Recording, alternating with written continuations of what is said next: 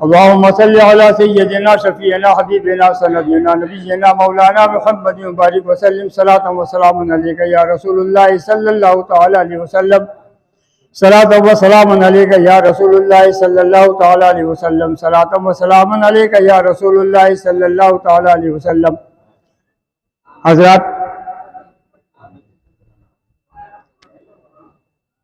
मुबारकबाद है उन तमाम हाज़रीन को, ज़ायरीन किराम को, जो इस मुक़द्दस मुबारक साअत और मौके पर ख्वाजगान ख्वाजा मोइनुद्दीन हसन चिश्ती रहमतुल्लाह अलैह ताला के नबी रहे ख़ास यानी आपके पोते हज़रत ख्वाजा हुसैनुद्दीन चिश्ती जिगर सौख्त अलैह रहमा की उसमें शिरकत फरमाने के लिए और आस्ताने आलिया से फैज़याब होने के लिए तशरीफ़ लाए। मुबारकबाद है और खुशकिस्मत है हम वो लोग जिनको इस आस्ताने मुबारक से फैज़ का वो हमको अहमियत हासिल होती है, ये हमको इज़्ज़त अफजाई मिलती है। अज़ीज़ान मिल्लत इस्लामिया, मौजूदा दौर में, मौजूदा माहौल में एक मुसलमान की जिम्मेदारी क्या बन जाती है? इस्लाम ने मुसलमानों को नहीं दुनिया को क्या पैगाम दिया है? इस्लाम ने अमन आस्थे का पैगाम दिया है, दुनिया को ये समझाने की कोशिश की है कि इस दुनिया में जितने भी लोग हैं तमाम आपस में इंसान हैं। या अय्युहन नासु उबुदू रब्बकुम लज़ी खलक़कुम मिन नफ्सिन वाहिदतिन व खलक़ मिन्हा ज़ौजहा वबस्सा मिनहुम रिजालन कसीरन व निसा वत्तक़ुल्लाह अल्लज़ी तसाअलूना बिही वल अरहाम इन्नल्लाह काना अलैकुम रक़ीबा। ऐ लोगों, मेरी इबादत करो, मेरी परस्तिश करो, मेरी पूजा करो। वो लोग जिनको मैंने पैदा किया वो तमाम लोग मेरे बंदे हैं। मैंने तुम सबको एक जोड़े आदम हव्वा से पैदा किया, फिर तुम्हारी कसरत की और तुम्हें जमीन पर फैला दिया, फिर तुम्हारे रिश्ते कायम किए, तुम्हारे कबीले कायम किए सिर्फ पहचान के लिए, ताकि तुम उन रिश्तों का एहतमाम करो। वत्तक़ुल्लाह अल्लज़ी तसाअलूना बिही वल अरहाम, और डरो उन रिश्तों को तोड़ने से जो इंसानियत के रिश्ते हैं, जो भाईचारे के रिश्ते हैं, जो मोहब्बत के रिश्ते हैं, जिन इंसानी रिश्तों पर दुनिया कायम रहती है, उन रिश्तों का एहतराम करते हुए इस तरीके से जिंदगी गुजारो कि तुम्हारी जिंदगी के किसी लम्हे से किसी को तकलीफ ना पहुंचे। दुनिया में खुशकिस्मत है वो लोग जो इस्लाम के नजरिए के मुताबिक दुनिया में प्यार बांटते हैं, मोहब्बत बांटते हैं, खुलूस बांटते हैं। इस्लाम का पैगाम है, इस्लाम ने नफरत नहीं करना सिखाया, बल्कि इस्लाम ने मोहब्बत का वो पैगाम दिया जिसकी मिसाल नहीं मिलती। तकरीर का वक्त नहीं है, चंद दो वाक़िअत के साथ मैं अपने मज़मून का इख्तिताम करूंगा। एक मरतबा आप आवाज़ पर दुरूद पढ़ लीजिए, सलातन व सलामुन अलैका या रसूलुल्लाह सल्लल्लाहु तआला अलैहि वसल्लम। हज़रात, अभी भी सफ़र मुकम्मल नहीं है, जल्दी कीजिए। 1:15 बजे खुतबे का वक्त है, खुतबा 1:15 बजे हो जाएगा, लिहाजा एहतियात रखिए, जल्द सफ़र में शिरकत कीजिए और सफ़र बना लीजिए। हज़रात, मैं ये कर रहा था, इस्लाम ने अमन आस्थे का, देखिए इस्लाम ने दुश्मनों के साथ कैसा सलूक किया। एक वाक़या में आपसे सीरत का मुताबिक दूसरे पढ़ लीजिए, बाबा जी बोले सलातु व सलाम अलैका या रसूलुल्लाह सल्लल्लाहु अलैहि वसल्लम। अबू जहल जो इस्लाम का सख्त तरीन दुश्मन, जिसने मक्का मुअज़्ज़मा में आक़ा दो आलम सरकार मदीना सल्लल्लाहु तआला अलैहि वसल्लम को किसी पल चैन से जीने नहीं दिया। अगर मैं अबू जहल की तारीख को बयान करना शुरू करूं तो दिमाग हमारा खराब हो जाएगा, हमारे रोंगटे खड़े हो जाएंगे कि किस कदर शक़ी और क़ल्ब शख्स था जिसने आक़ा दो आलम सरकार मदीना सल्लल्लाहु अलैहि वसल्लम को तकालीफें पहुंचाने की कोशिश की। हर लम्हा, हर हालत में यही नहीं हुआ। जब हिजरत का वक्त हो जाता है, दो वाक़या पेश करता फिर सुनिए आप। हिजरत का वक्त हो जाता है, जुल्म देखिए, ताज्जुब देखिए, बेरहमी देखिए। अरे इस्लाम ने मोहब्बत प्यार का खुलूस दिया है, दुनिया को बताया है कि दुनिया अमन शांति कैसे किसको है, पैगाम इंसानियत कैसे किसको है। आज हम पर निजाम तराशी की जाती है। अफसोस यह है कि हमने अपना किरदार बदल दिया, हमने अपनी जहनीत बदल दी, हमने तालीम की जहालत का लदावा होकर दुनिया को बता दिया कि हम दुनिया में सबसे गिरी कौम है, बल्कि हम उस नबी की उम्मत है जिसने दुनिया का अमन और शांति का पैगाम दिया, जिसने दुनिया को मोहब्बत सिखाई, जिसने दुनिया को मोहब्बत रहना सिखाया, जिसने दुश्मनों को गले लगाकर बता दिया कि हम वो इंसान हैं कि जालिम दुश्मन खून के प्यासों को पनाह देते हैं। आज यह है कि इन अमन शांति के शहजादों को दुनिया में पनाह मिलने को जगह नहीं है और हर शख्स हमारी जान का दुश्मन बना हुआ है। इसलिए हमने अपने किरदार बदल डाले। हिज्जत हो जाती है। सैयदना अबू सिद्दीक़ रज़ियल्लाहु तआला हुजूर हिज्जत फरमा जाते हैं। अबू जहल को पता चलता है, एक तरफ ये किरदार देखिए तो मेरे नबी का किरदार देखिए। अबू सिद्दीक़ के घर पहुंचता है, आपकी साथ हज़रत अस्मा से पूछता है, अबू बकर कहाँ है, कहाँ गए मोहम्मद सल्लल्लाहु अलैहि वसल्लम के साथ, कहा मुझे नहीं मालूम। मारता है, पीटता है, एक थप्पड़ी जोर से मारता है हज़रत अस्मा अबू सिद्दीक़ की लड़की की। कहाँ हो यारो, आपको तेरा रजब याद रहता है, आपको ये याद नहीं रहता हुजूर अकरम सल्लल्लाहु अलैहि वसल्लम ने खुलफाए राशिदीन के क्या अहमियत और क्या मकाम बयान फरमाया। भूल जाते हैं हमने पढ़ा नहीं है, हम तो शियत की तारीख पढ़ते हैं और शियाओं का तर्जमा हमने अख्तियार कर रखा है। हम भूल गए इस मायने में इस्लाम की हकीकत क्या है।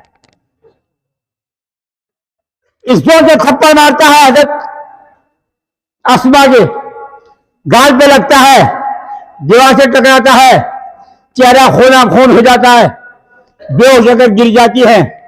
जब होश में आती है, अबू जहल पूछा, बता तेरा बाप कहाँ है और मोहम्मद सल्लल्लाहु अलैहि वसल्लम कहाँ है।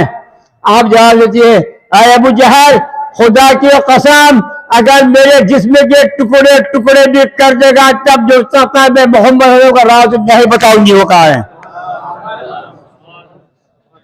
ये किरदार उस अबू जहल का बेटा इकरमा। मुसलमानों अपनी तारीख पढ़ो, नौजवानों बेदार हो, तारीख पढ़ो इस्लाम की, पता चलेगा कि कितना बेहतरीन निजाम इस्लाम का है। अबू जहल का लड़का इकरमा फतेह मक्का के बाद ईमान लाने के लिए हुजूर के पास भाग जाता है कश्ती में बैठकर, जब तो कत्ल है मेरा।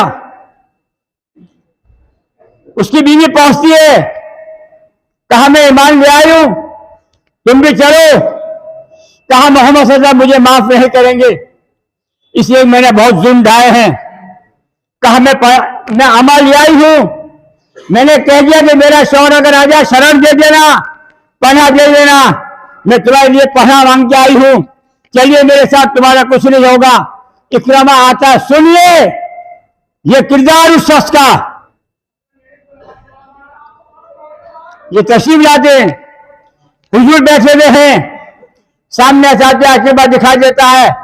आप फरमाते लोगों और से सुनिए, ये पैगाम है इस्लाम का, ये अखलाक है इस्लाम का, ये हमारे नबी की तालीम है कि क्या किरदार अपनाना चाहिए जब जाने दुश्मन खून का प्यासा सामने हो।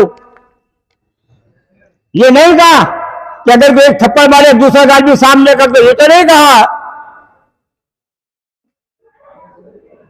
कुरान ने ये कहा कि तुम्हें जितनी तकलीफ पहुंचाता उसको उतनी ही तकलीफ पहुंचाओ, उससे ज्यादा नहीं मुजरिम हो जाओगे।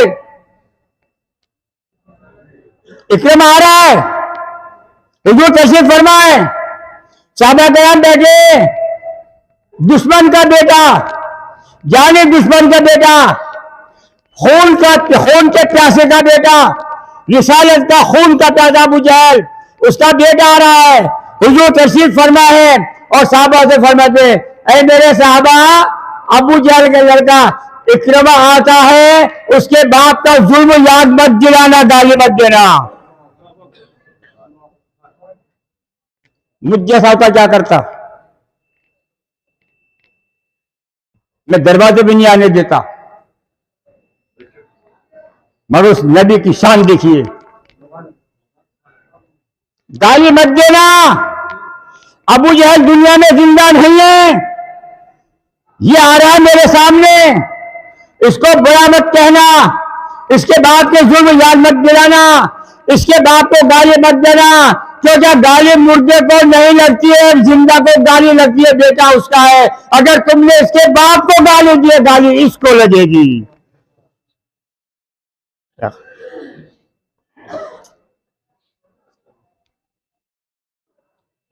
चंद सहाबी, वक्त है क्या अभी? चंद सहाबी खेत के पानी से परेशान, मशवरा करते, उम्मत ऐसी थी, ऐसी उम्मत थी, ऐसे असहाब थे, मेरे नबी की तालीम ये थी, वो नबी से क्या मांगना चाहते थे, उनकी ख्वाहिश क्या थी, उनका अरमान क्या था, वो अपने नबी के आता पर कैसे राजी थे, कैसे राजी थे।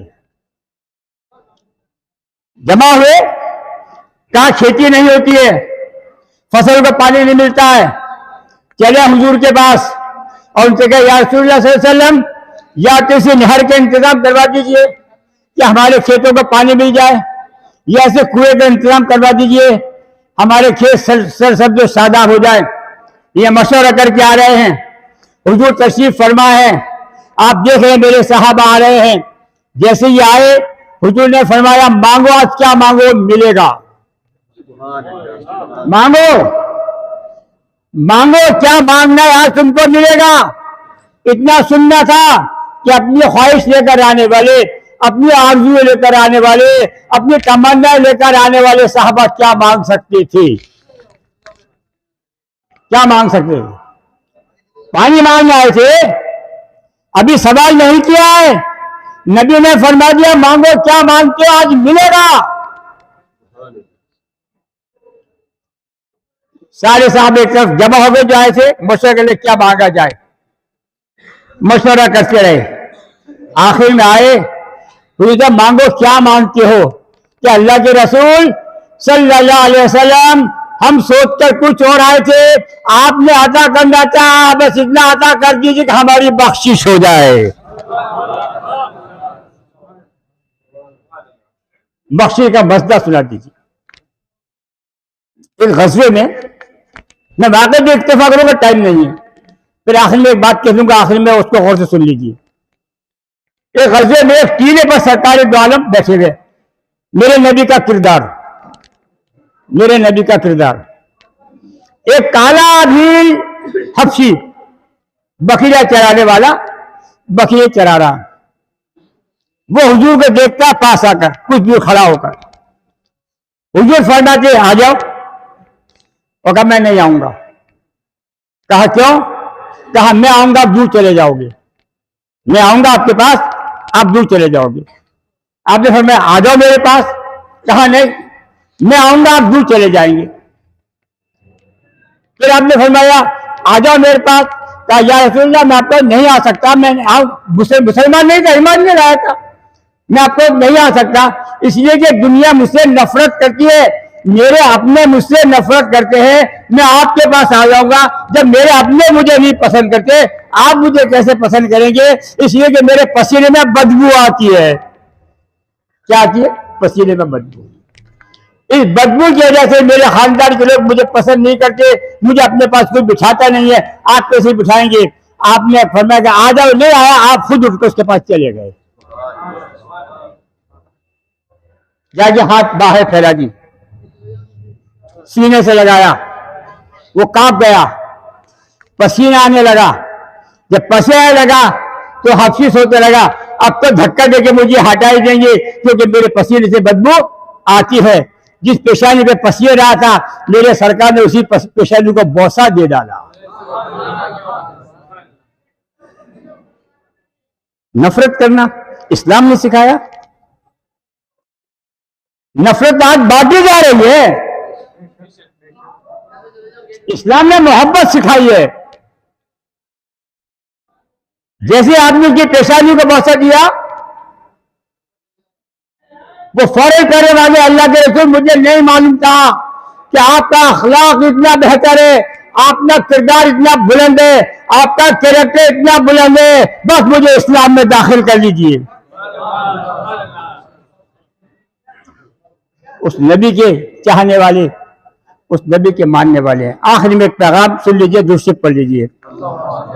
सलात व सलाम अलैका या रसूलुल्लाह।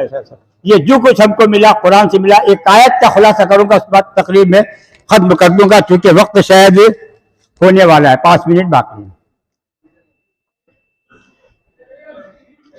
जिस तालीम से हमको इस्लाम की तालीम मिलती है, जिस किताब से आपको इस्लाम की तालीम मिलती है, उस किताब को हमने फरामोश कर दिया। मैंने खुतबे के शुरू में आयत पढ़ी थी, क़द्जाअतकुम मौइज़तुम मिन रब्बिकुम व शिफ़ाउन लिमा फ़िस सुदूर। ऐ लोगो, तुम्हारी तरफ ये कुरान की शक्ल में वाज़ेह नसीहत आ चुकी है। नसीहत कुरान की शक्ल में। शिफ़ाउन लिमा फ़िस सुदूर, तुम्हारे दिलों के मर्ज को दूर करती है। हमने कुरान को छोड़ा, अदावतें, दुश्मनियां, रंजिशें, हसद, ये सब हमें पैदा हो गया, क्योंकि कुरान ने खुद कहा मौइज़तुम मिन रब्बिकुम व शिफ़ाउन लिमा फ़िस सुदूर। यह कुरान वो किताब है कि दिलों के मर्ज को दूर करती है। हुदम व रहमतुल लिल मोमिनीन, यह कुरान अल्लाह की रहमत है मोमिनों के लिए। और क्या है? कुल, ए मेरे हबीब फरमा दीजिए, बिफज़लिल्लाहि व बिज़ालिका फल्यफ़रहू, यह कुरान अल्लाह की रहमत और बरकत है। तो जिन लोगों के पास कुरान की दौलत, कुरान का इल्म है, आप उनसे कह दीजिए कि खुशियां मनाएं, क्योंकि उनके पास जितनी दौलत दुनिया में जमा करते, सबसे बेहतर कुरान दौलत की, जिनके सीनों में कुरान मौजूद है। अब एक चौंकाने वाली आयत, हमारी हालत क्या है उस पर गौर कर लीजिए। सूरह ताहा की 124वीं आयत पर बात करूंगा थोड़ी सी। वमन आरद अन ज़िक्री फ़इन्न लहू मईशतन दंका व नहशुरहु यौमल क़ियामति आमा क़ाल रब्बि लिमा हशरतनी आमा व कुन्तु बसीरा क़ाल कज़ालिका लिमा हशरतनी क़ाल कज़ालिका लिमा हशरतनी आतत का आया क़ाल कज़ालिका अतत का आयतुना। बंदा, अल्लाह ताला फरमाता है वमन आरद अन ज़िक्री फ़इन्न लहू मईशतन दंका, जिन लोगों ने कुरान को छोड़ा, कुरान की तालीम को छोड़ा, कुरान का समझना बंद किया, कुरान से जो लोग दूर हुए, कुरान खाने में 4 आदमी नहीं मिलते यहां।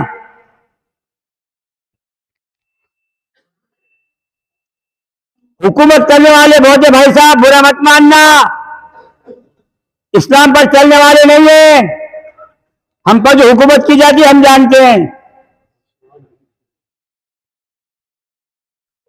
हम ताबे हैं, वो हाकिम है जी। वमन आरद अन ज़िक्री, जिसने मेरे कुरान से मुंह फेरा, जो मेरे कुरान की तालीम से दूर रहा, फ़इन्न लहू मईशा, पहली बात यह कि जिंदगी में उसको रोजगार से मजबूर कर दूंगा। अल्लाह कह रहा है दुनिया में परेशान हाल फिरेगा, लखपति करोड़पति होने के बावजूद सुकून जिंदगी में नहीं मिलेगा। फ़इन्न लहू मईशत, रोजगार, और दूसरी सजा वनहशुरहु यौमल क़ियामत, क़यामत की आंखों से अंधा उठाऊंगा कब्र से। बच्चों को तालीम दो, कुरान समझवाइए, रटवाइए मत, कुरान खाने के लिए मत पढ़वाइए, कुरान को कुरान की तालीम के लिए पढ़वाइए। दुनिया में रोजगार की परेशानी दूंगा, कयामत के दिन कब्र से अंधा उठाऊंगा, बंदा कहेगा मुझ जैसा।